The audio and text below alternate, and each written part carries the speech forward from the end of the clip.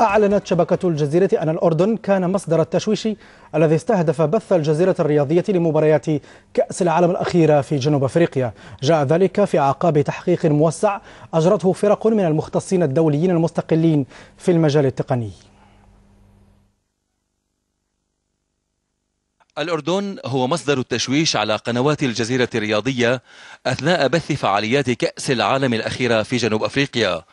هكذا أكد التحقيق الموسع الذي أجرته فرق من المختصين الدوليين المستقلين في المجال التقني، والذي أشار إلى أن التشويش الذي صدر من موقع في الأردن تعمد إعاقة إشارة بث الجزيرة الرياضية، ما ترتب عليه معاناة الملايين من المشاهدين في الشرق الأوسط وشمال أفريقيا. الجزيرة الرياضية ومن باب القيام بمسؤوليتها تجاه مشاهديها لجأت إلى إطلاق أكثر من 12 باقة إضافية على عدد من الأقمار الاصطناعية، وذلك تمكينا للمشاهدين من متابعة الحدث الكروي الهام وتنويعا للخيارات أمامهم. لقد قامت الجزيرة الرياضية بتحريات واسعة بالتنسيق المباشر مع شركات أقمار اصطناعية عربية، ووظفت فيها عددا من الفرق الدولية ضمت خبراء ذوي معرفة تقنية عالية. وبعد تحليل الرصد الدقيق الذي تم أثناء التشويش على بث الجزيرة الرياضية، تمكن فريق من الخبراء من تحديد الموقع الذي انطلق منه التشويش في منطقة قريبة من مدينة السلط الأردنية شمال غرب العاصمة عمان. وبطبيعة الحال فإن التشويش الذي ألحق ضررا كبيرا بقناة الجزيرة الرياضية وبالفيفا على حد سواء، وأحدث استنكارا واسعا من قبل محبي كرة القدم قد قبل بشجب في الدوائر الرياضية وغيرها في منطقة الشرق الأوسط وشمال أفريقيا، فضلا عن بقية أنحاء العالم، حيث تم وصف ما جرى بالقرصنة الفضائية. وسوف توظف الجزيرة كل الوسائل المتاحة لضمان محاسبة الأطراف التي ارتكبت هذه التجاوزات، وذلك حرصا منها على حقوقها وحقوق مشاهديها ضد أي أفعال غير قانونية. شبكة الجزيرة لم تخفي أسفها أن يكون مصدر التشويش من داخل العالم العربي، مؤكدة أنها سوف تطالب الحكومة الأردنية بتفسير رسمي لتلك الواقعة الموثقة بالأدلة. وأكد السيد ناصر الخليفي مدير قنوات الجزيرة الرياضية في نشرة سابقة أن شبكة الجزيرة ستقوم بكافة الإجراءات القانونية اللازمة التي تضمن بها حقوقها مع ضمان محاسبة الأطراف التي ارتكبت هذا الفعل. نستغرب أن هذا التشويش أتى من دولة عربية من الأردن، وكان المفروض أن كرة القدم تقرب بين شعوبنا بين شعوب الدول العربية وليس أن تفرق بينهم. والجزيرة الرياضية الأمانة يعني حاولت وسعت بأن تصل إلى جميع المشاهدين في الوطن العربي وتصل بكأس العالم في كل بيت في الوطن العربي.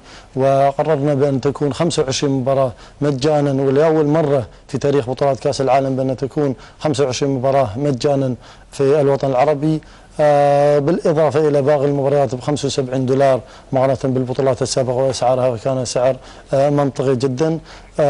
طبعا بالتغطيات التي قمنا بها في أثناء كأس العالم أو التركيز على المنتخب الجزائري، فأعتقد أن وأيضا في مباراة الافتتاح هذا صراحة يعني طبعا سرقة حقوق المشاهد في الوطن العربي قبل أن يكون حقوق قناة الجزيرة الرياضية. طبعا في النهاية وصلنا إلى 167 مليون مشاهد شاهدوا كأس العالم في الوطن العربي، فمباراة الافتتاح أعتقد حرمت منها 167 مليون مشاهد. طبعا حزينين للأمانة بما حدث، ولكن الحمد لله بأن عرفنا الموقع، واتمنى ان شاء الله ان يعني نقوم بالاجراءات، سوف نقوم بالاجراءات القانونيه مستقبلا في الايام القليله القادمه. ومن الجانب الأردني أكد السيد مجيد العصفور الكاتب والمحلل السياسي للجزيرة الرياضية أن الأردن ينتظر إلى حد الآن الوثائق الرسمية التي تمكنه من القيام بالتحقيق لكشف ملابسات هذه القضية. احنا مستعدين للتعاون مع أي لجنة خبراء، لجنة تقنيين فنيين مختصين بهذا الموضوع ليطلعونا على هذه الوثائق والدلائل ويقوم أيضا فريق فني من جانبنا بالتعاون مع هذا الفريق لإظهار الحقيقة ولمعرفة من أين صدر التشويش وكيف صدر التشويش ومتى، لتحديد المسؤوليات. نحن لا نريد أن نتلقى اتهامات من دون أن نرى بيانات ووثائق ودلائل. طالما أننا لم نشاهد أو لم نرى هذه الإثباتات التي تستند إليها الجزيرة مرة أخرى لا نستطيع الرد. الآن القضية ليست قضية فنية تقنية فقط، بل قضية حسن نية وسوء نية، أو هناك أجندات يراد زج الرياضة بالسياسة وتصعيد الموقف ما بين الأردن والجزيرة. هذا ما لا نتمناه ولا نريده، ولا مصلحة لنا ولا لكم بهذا الموضوع. نحن لا نقول لا ننفي لأننا لا نملك وثائق، بل نطلب هذه الوثائق. طالما أنتم تقولون أن لديكم وثائق اطلعونا عليها حتى نتعامل معها ونقابلها بالحجة الفنية بالحجة الفنية. نريد أن نصل وإياكم إلى الحقيقة. إذا ثبت أن الإشارة خرجت من الأردن سيكون هناك تحديد لمسؤوليات، وسيكون موقف الأردن واضح وجلي ومتعاون إن شاء الله مع أي فريق فني. دعنا ننتظر ودعنا نتعاون معا ونشاهد الأدلة والإثباتات، ليقوم فريق منكم فني مصطحبا معه هذه الإثباتات والدلائل، ليقوم بالبحث مع فريق فني أردني لنرى من أين صدرت وكيف صدرت، ومن ثم نتحدث عن الموقف الأردني تجاه هذه الاتهامات. أنا أسأل أيضا ماذا لو ثبت أن الإشارات لم تصدر من الأردن أو هي بدون علم الأردن؟ ما هو موقف الجزيرة أيضا التي على مدى اليوم هذا وبالأمس أمطرتنا بوابل من الاتهامات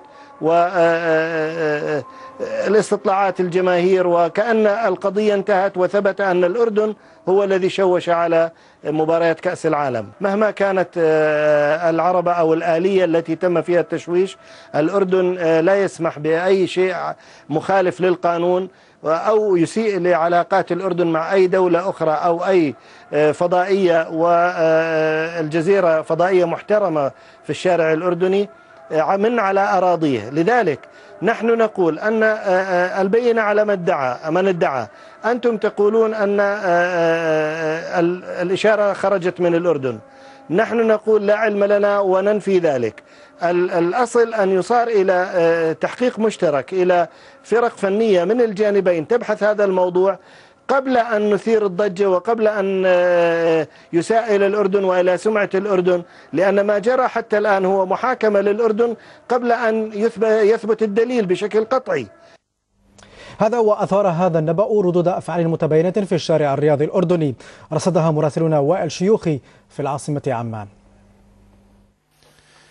حالة من الغضب والاستياء وتباين في الآراء تملكت الشارع الأردني بعد المعلومات التي نشرتها صحيفة الجارديان البريطانية، التي أكدت فيها أن التشويش على ترددات قناة الجزيرة أثناء نقلها لمباريات كأس العالم التي أقيمت بجنوب إفريقيا كان مصدره الأراضي الأردنية. هذا على الصعيد الشعبي. أما على الصعيد الرسمي فقد نفى مصدر رسمي أردني ما نشرته الجارديان، متهما إياها بعدم صحة هذه المعلومات ومستهجنة إثارتها لهذا الموضوع في هذا الوقت بالذات. ما أعتقد أنه من الأردن، لأن الأردن بلد رياضي ومحبين للرياضة ومحبين لكرة القدم، مش ممكن يعني يخربوا كأس العالم. بعدين الجزيرة قناة عريقة وعمرها كبير، صارت قناة رائد بالوطن العربي. هذا التخريب يعني بيكون من ناس ما عندهم لا أخلاق ولا عندهم أي مبادئ، يعني أكيد هذا عمل لا أخلاقي. تقنيا استبعد الخبراء أن يكون لدى شركات البث الأردنية أو الرسمية تقنية بإمكانها التشويش على قمرين أو 3 أقمار صناعية في آن واحد، مفترضين شركات تمتلك تقنية عالية كانت تمر من الأراضي الأردنية هي التي تسببت بالتشويش، فيما أكد آخرون إمكانية التشويش بتقنيات متوفرة بالأردن. التشويش كان يتم على أكثر من قمر وعلى أكثر بالتردد، فبالتالي تحتاج من 3 إلى 4 محطات أرضية مصممة للعمل على أكثر من تردد. المحطة الواحدة قد تديرها على قمر آخر، ولكن لا تستطيع أن ترسل على تردد ثاني غير التردد المستخدم عليه. توريد المحطة يحتاج إلى 4 أشهر، فإذا كانت الذي لديه محطات أرضية في الأردن قادرة على بث بطاقة عالية هي المدينة الإعلامية الأردنية، والتي كانت مستأجرة من قبل الجزيرة، والتي كانت تحمل أصلا الباقات الرياضية، وكان موظف الجزيرة فيها. التلفزيون الأردني الرسمي نفسه يستأجر من المدينة الإعلامية، لا يوجد له محطات أرضية للبث مباشرة من موقعه. حالة التشويش أيا كان المتسبب فيها فقد نغصت على ملايين المشاهدين في العالم الذين تابعوا مباريات كأس العالم التي أقيمت بجنوب إفريقيا.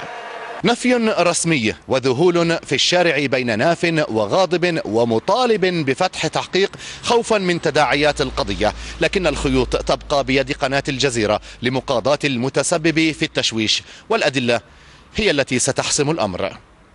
والشيوخ لقناة الجزيرة الرياضية، عمان. أما في مصر فتفاوتت ردود الأفعال على ما كشفته صحيفة الجارديان البريطانية حول التشويش الذي تعرضت له قنوات الجزيرة الرياضية خلال كأس العالم. تقرير الجريدة البريطانية الأخير اللي أثبت أنه التشويش جاي من منطقة الأردن، دي أنا أعتقد أنه هو يعني تقرير يعني بيداري الحقيقة، لأنه التشويش جاي أصلا من إسرائيل يعني، بس هو الأردن وإسرائيل دي منطقة واحدة، وإسرائيل طبعا ليها الحق أن هي تعكنن على العالم العربي والشعوب العربية بالتشويش، وتحاول تضرب بين الدول العربية اسفين بين مصر وقطر عشان يحصل صدام بين الشعوب العربية. بعد التقرير اللي ظهر وان هو اثبت بانه التشويش ده كله كان جاي من الاردن، اعتقد ان مصر بقت اصبحت الامور بعيدة عنها تماما يعني.